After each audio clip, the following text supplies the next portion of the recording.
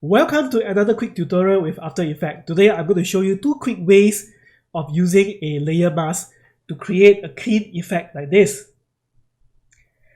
Definitely not like this. It's coming up.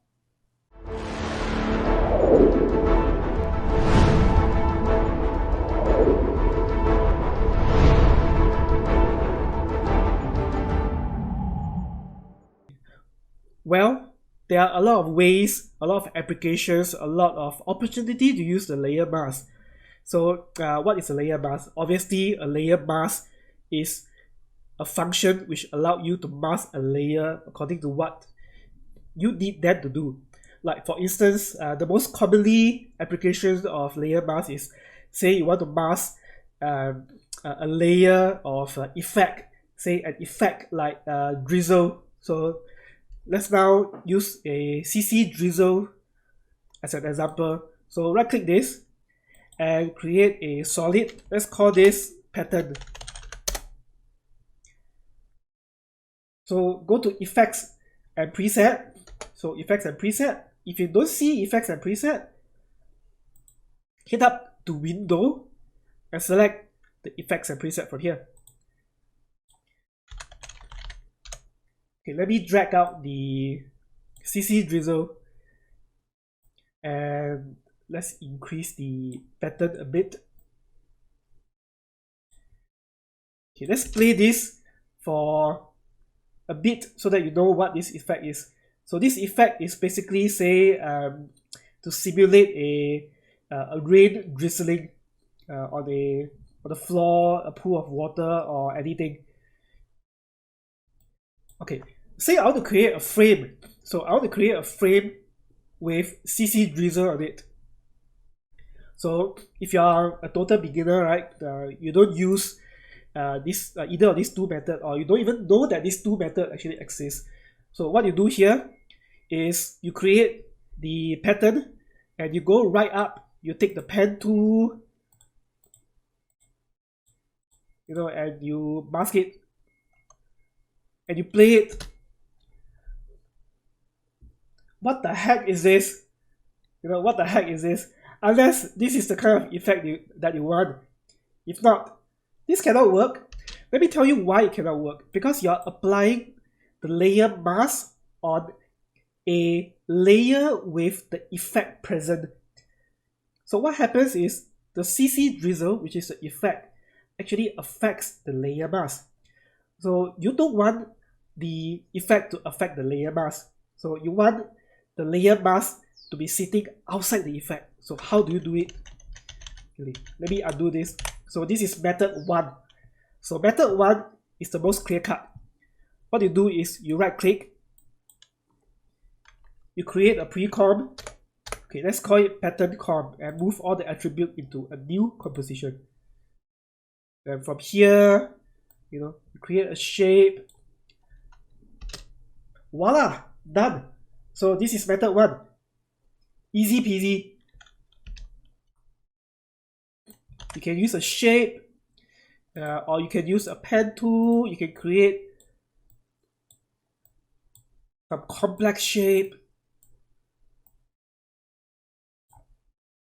See, look at that.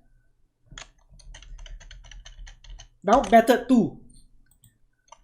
Method 2 is one of my favorite because method 2 uses something that is more suitable for future complex applications, which I will not touch it on this video. Just let's not confuse the heck out of everyone. So let's stick with the two quick ways of using layer mask. So what you do, you create a new shape. You put it right above the pattern. So say I create a shape. Let's remove the stroke, and we just give it a white color. So let's create a shape. So just for illustration purpose. And next thing what you do, you see this TRK mat. So this is track mat. If you don't see that, high chance that the toggle switches is on another mode. So if you see something like this, you won't be able to see the trackbed. So what you do is toggle switch mode, click on it, and you'll see that. So on the pattern layer itself, under trackbed, okay, maybe let's rename this shape. Let's call this the layer mask shape. So under pattern, under trackbed, select alpha mat layer mask shape. Look at that. Done. So this is done. So in case you're wondering what are the other format, so the most commonly used selection for the layer mask is actually alpha mat and alpha inverted mat. So long story short, alpha, which is the alpha channel, basically the black and white. So you make use of the black and white to mask the shape out. So meaning the white color is white color are the areas that you want, black color are the areas that you do not want. So in this case, I'm using a white color shape.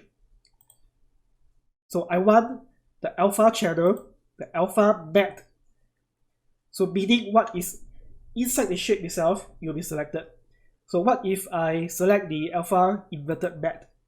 So what it does is it's something like a cut, exclude, or anything outside of the selected area. So that is the inverted one. So these are the two quick ways of how to create how to make use of a layer mask. So from here you can go, take this further and use this on a more complex applications that you want to do more complex animation and things like that. But this is basically the quick way of doing that. All right, that is going to be it for today. So quick one. If you guys got any questions to ask, put it in the comment section below. Or if there are any tutorials that you guys want to see me do, put it down there. I will take a look at all of them. Alright, until next time, I will catch you guys on the next tutorial.